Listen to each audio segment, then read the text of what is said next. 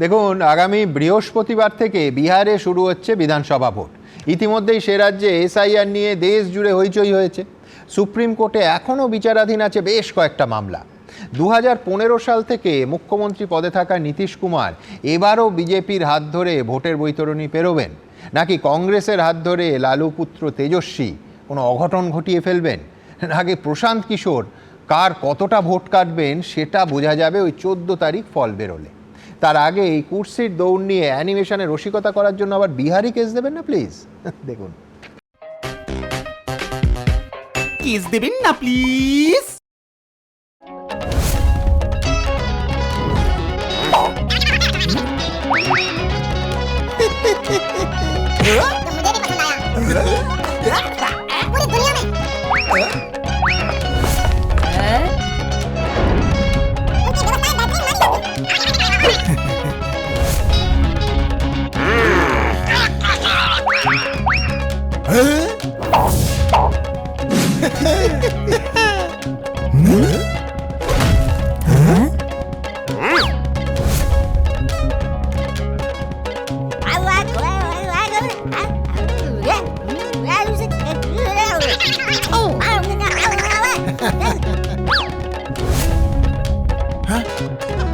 Yes!